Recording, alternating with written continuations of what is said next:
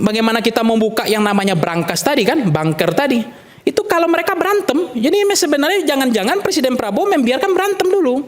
Supaya saling membuka nih minggu ini bunker yang dibuka, besok brankas, besok mana lagi mau dicari nih. Saling kawal aja, yang ini kawal polisi, yang ini kawal kejaksaan, yang besok kawal KPK. Ya biar mereka berantem, supaya aibnya buka semua. Karena kalau kita, dugaan saya, rasa-rasanya sulit gitu. Karena kita saling membuka gitu ya. Iya. Makasih Bang Iman. Dari tadi saya sebenarnya menikmati diskusi ini tentang konteks hukum ya, tentang ada yang meninggal tadi, kemudian soal sandera menyandra, soal berdagang pengaruh dan seterusnya. Nah, yang pertama adalah tentu saja agenda penegakan hukum ini kan tidak betul-betul serius sekarang ini karena memang residu lama kan yang masih dipertahankan. Tidak serius karena residu lama. Ya, dari 3 cabang kekuasaan kita kan semuanya residu lama, kejaksaannya, kepolisiannya, KPK-nya, bahkan KPK-nya made in Jokowi gitu. Makanya ketika kasusnya yang amplopnya Menteri Semak Belukar stop. Ya kan? Ya. Menteri Semak Belukar. Apa tuh? Bayangan lagi. Menteri bayangan Menteri bayangan lagi. Menteri Semak Belukar stop, ya kan? Privat jet stop, ya kan? Apa? Privat jet dulu kan pernah dengar kan? Oke. Stop. Terus ada kemudian Blok Medan, ya kan? Ya di Morowali stop. Terus ada lagi yang kepala dinas di Provinsi Sumatera Utara stop. Jadi kalau berharap KPK ya terlalu jauh banget kita berharap KPK. Oh, Anda nggak setuju kasus ini dilempar ke paling KPK? ngurus yang amplop aja nggak bisa langsung kolaps ini. Jadi ini mensrea jelas. Bagaimana barang ini kata Bang Iwan, barang udah 2 sebulan udah dibalikin, habis itu pidananya selesai hilang karena dibalikin aja. Mungkin juga statement presiden juga harus diralat itu Bang Iwan. Uang dibalikin, pidana harus tetap jalan. Ya nggak bisa nggak itu karena mensrea jelas, niat jahat jelas, ya kan? Itu 1 bulan atau 2 bulan baru dibalikin kan setelah bunyi barangnya itu kan. Jadi sebenarnya memang Presiden Prabowo memang nggak ada pilihan sih, harus kalau saya melihat Machiavellian itu pemikirannya 2 saja, pemimpin itu harus 2, dicintai dan ditakuti. Nah, kalau dia selalu dihujat oleh masyarakatnya, dihina oleh masyarakatnya, dimaki terus oleh rakyat, maka kekuasaannya akan tergerus. Dia akan bermasalah, dia akan menyimpan masalah dalam kekuasaannya. Maka Presiden Prabowo hari ini bagaimana sentimen publik itu mencintai dia kembali. Itu harus dipantik dengan penegakan hukum yang lebih intensitasnya terukur, empirik, objektif. Apa adanya. Apa yang ada itu yang dilaporkan. Bukan intersubjektif yang tidak diada-adakan, mengada-ngada gitu. Itu salah satu cara untuk memulihkan animo kepercayaan publik dari distrust menjadi trust building. Karena penegakan hukum itu adalah kunci menjaga kekuasaan Presiden Prabowo. Itu adalah sentimen penting penegakan hukum itu. Saya nggak tahu survei terakhir itu bagaimana penilaian publik terhadap penegakan hukum di era Presiden Prabowo. Kemudian kita juga berharap yang lain juga perampasan aset ini bagaimana nanti apakah betul serius atau tidak. Karena memang koruptor itu katanya kan nggak takut di penjara tapi takut dimiskinkan. Nah ini akan kita lihat nanti episode selanjutnya. Apakah ini serius? Kalau serius berarti ini sejarah pertama presiden di Indonesia yang serius untuk menjadikan undang-undang ini betul-betul memiskinkan para pelaku korupsi gitu. Karena para pelaku korupsi hari ini yang jadi problem kan adalah penegak hukumnya yang melakukan korupsi kan, yang menjadinya sumber ketauladanan harusnya. Saya dari awal sebenarnya senang itu ketika rampasan perang itu dipamerkan oleh kejaksaan. Saya sangat happy banget itu melihat rampasan perang dari PKH, dari ini ratusan duit ditumpuk ya. Itu saya happy sekali, senang gitu. Tapi ternyata baru kita tahu, oh begini juga. Dan ini ternyata yang dibilang Mas Yudi ya, bukan saya. Ini baru koordinator ini. Bukan otak intelektualnya ini. Makanya nggak bisa pakai rompi orange, nggak bisa pakai rompi pink, nggak bisa diborgol. Karena ini nanti kepala suku yang akan kena, dampaknya mungkin berat ini. Kepala suku yang kena. Ya, ini saya ingat statementnya Abdullah Hemahua. Kalau dia saya undang, dia kan nggak mau minum ya. Dia jaga betul integritas. Kalau kita ngundang Abdul Halim Mahua itu penasihat KPK dulu itu, kalau kita ngundang narasumber ngasih air pun nggak boleh dia minum. Kalau dia ngantar narasumber, mobilnya harus mobil dia kan, nggak boleh kita antar juga. Dia bilang ya, pemberantasan korupsi itu kenapa sulit di Indonesia? Karena kecanggihannya untuk mengikat linkage gitu, elit-elit penentu di Republik ini gitu. Jadi ketika itu diikat, dia diambil, dia tidak selesai dengan dirinya sendiri. Yang paling gampang itu pemberantasan korupsi, dia diambil beres dengan dirinya sendiri. Ini bunyi barang ini nanti gitu. Dan efeknya itu tadi berat lagi gitu. Sehingga memang pemberantasan korupsi akhirnya deadlock, selesai, tutup buku. Karena apa? Ketika ini diambil nggak selesai dengan dirinya. Dia akan bunyi lagi. Dan itu bisa orang-orang penting di Republik ini. Ya kalau sekelas ketua umum partai, sekjen partai masih kecil, mungkin di atas itu lagi, yang ke bawah gitu, keseret. Makanya nggak bisa pakai baju, nggak bisa diborgol. Itu asumsi saya orang awam ini, masyarakat awam yang 88% ini, yang masih bodoh ini. 88%. Oh gitu. Masyarakat kita masih awam, masih gampang kena politik pencitraan. Ya, apa namanya, berenang-berenang di laut langsung naik elektabilitas kan. Kemudian sering ketemu masyarakat dengan masyarakat awam kita, dia tidak pakai baju anti peluru kan. Jadi apapun yang ditembakkan di media, serangan udara, dia langsung efek ke otaknya langsung. Jadi ketika dia melihat antraksi hukum seperti ini, dia juga bingung nih, kacau juga nih. Jadi melihat pemberantasan korupsi di Indonesia. Jadi itu yang saya pikir menjadi problem. Tapi yang kedua adalah Presiden Prabowo sebenarnya bagus ini sebenarnya. Jadi yang bisa membuka aib pemberantasan korupsi bukan mahasiswa ini, bukan kita ini. Jadi kalau mereka berantem sesama mereka, itu akan bunyi. Betul. Jadi yang memberantas korupsi itu kita nggak ngerti. Jangankan kita memberantas korupsi, kita melaporkan masalah ayam aja repot. Ditindaklanjuti masalah ayam, ya kan? Bagaimana kita membuka yang namanya brankas tadi kan, bunker tadi. Itu kalau mereka berantem, jadi sebenarnya jangan-jangan Presiden Prabowo membiarkan berantem dulu. Supaya saling membuka nih minggu ini bunker yang dibuka, besok brankas, besok mana lagi mau dicari nih. Saling kawal aja, yang ini kawal polisi, yang ini kawal kejaksaan, yang besok kawal KPK. Ya biar mereka berantem supaya aibnya buka semua. Karena kalau kita, dugaan saya, rasa-rasanya sulit gitu. Karena kita saling membuka gitu ya. Iya, karena kita nggak punya kapasitas untuk ke situ gitu. Jadi atau Presiden Prabowo memang memberikan ruang. Sebenarnya Presiden Prabowo ini bagus. Kenapa? Beliau tidak punya intensitas, jadi membiarkan ruang ini untuk kebuka semuanya. Jadi kita apresiasi Presiden Prabowo di situ. Jadi beliau tidak memberikan tidak menghalangi, membiarkan ruang ini kebuka semua gitu. Jadi saya melihat justru Presiden Prabowo memberikan ruang untuk itu.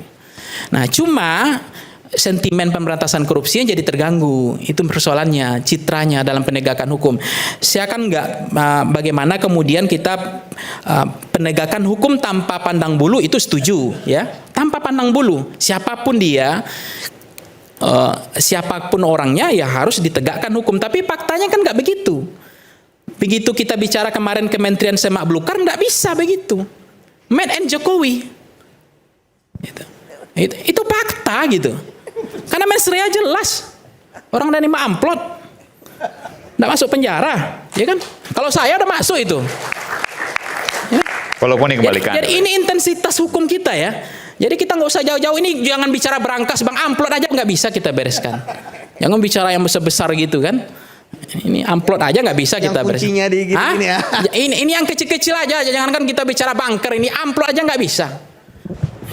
Ini problem kita hari ini, pemberantasan korupsi kita. Jadi memang sangat sayang, sangat sedih kita gitu. Tapi itulah ya, kita lihat aja lah. Karena kenapa saya bilang made in Jokowi? Karena komisioner yang dibentuk itu adalah panselnya Pak Jokowi di akhir masa kepengurusan, betul nggak? Karena satu presiden hanya ada satu pansel.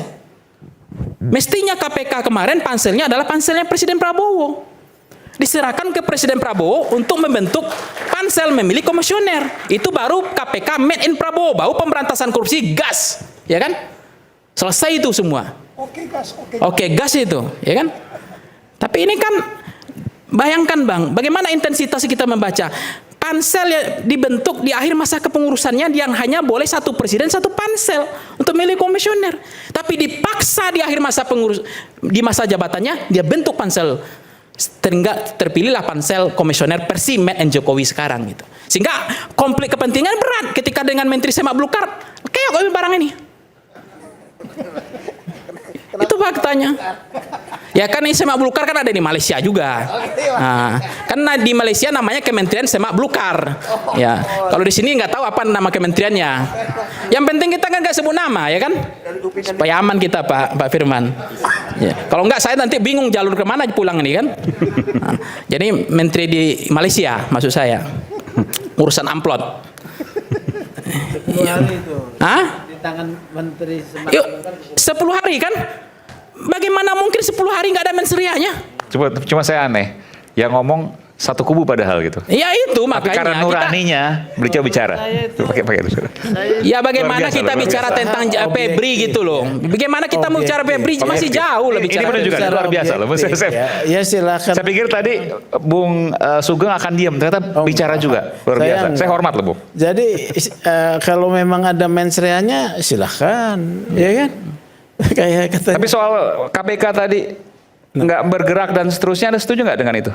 Ya tidak setuju, makanya KPK sekarang ini kan Bukan, maksud saya, Anda setuju bahwa apa yang disampaikan oleh Bung Pang itu benar atau salah? tidak bergerak. Iya. Ya iya, tidak bergerak menurut saya. KPK tidak bergerak. Iya. Dalam kasus yang kami laporkan juga kita bolak-balik dimintai keterangan, informasi perkembangan juga kami belum tahu. Katanya mau naik penyidikan juga katanya ya. Mau naik penyelidikan. Ya kalau penyelidikan ini sudah beda kalau di KPK ya.